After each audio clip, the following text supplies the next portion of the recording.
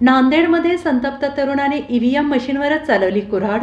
व्हीव्हीपीएटीचे 2 तुकडे, मतदान केंद्रावर राडा.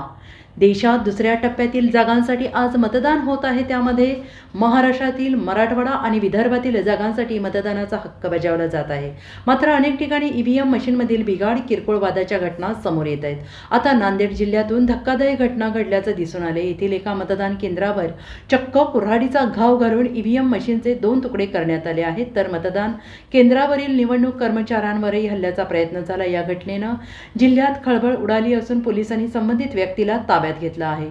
महाराष्ट्रातील अमरावती, वर्धा, यवतमाळ, वाशिम, नांदेड, हिंगोली आणि परभणी मतदारसंघात दुसऱ्या टप्प्यात मतदान होत आहे. त्यामुळे सकाळपासूनच मतदान केंद्रावर कार्यकर्त्यांची गर्दी पाहायला मिळत आहे. प्रशासनाकडून कडक पोलीस बंदोबस्त तैनात करण्यात आलेला आहे. मात्र नांदेड जिल्ह्यातील एका मतदान केंद्रावर संतप्त मतदाराने चक्क कुऱ्हाडीचे घाव घालून ईव्हीएम मशीनचे 2 तुकडे केल्याची घटना समोर आली आहे. लोकसभा मतदारसंघातील रामतीर्थ पोलिंग स्टेशन आहे, देगलूर विधानसभा अंतर्गत येतं. त्या ठिकाणी एका व्यक्तीने ईव्हीएम व्हीव्हीपॅट मशीन डॅमेज करण्याचा प्रयत्न केला.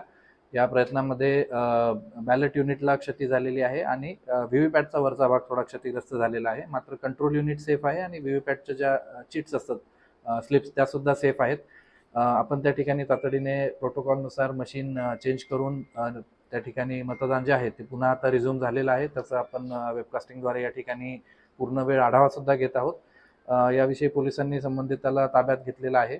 त्याचबरोबर या घटनेची माहिती आपण सर्व वरिष्ठ कार्यालयांना पोहोचवलेली आहे. सर, कोण होता हा व्यक्ती, काय कारण याचं काही? त्याचं डिटेल पोलीस रिपोर्ट आम्ही थोड्या वेळात आपल्याकडे शेअर करतो. सर, या मशीनला डॅमेज करण्यात आलंय, त्या मशीनवरती रिलेटेड वोटिंगला काही नाही, तो डेटा पूर्ण रिट्रायबल आहे. तो डेटा आपण सेव्ह करून ठेवतो आणि त्या मशीन सील करून आपण संध्याकाळी सगळ्या मशीनसोबत घेऊन येणार. त्यामुळे तिथला कुठलाही डेटा लॉस झालेला नाही.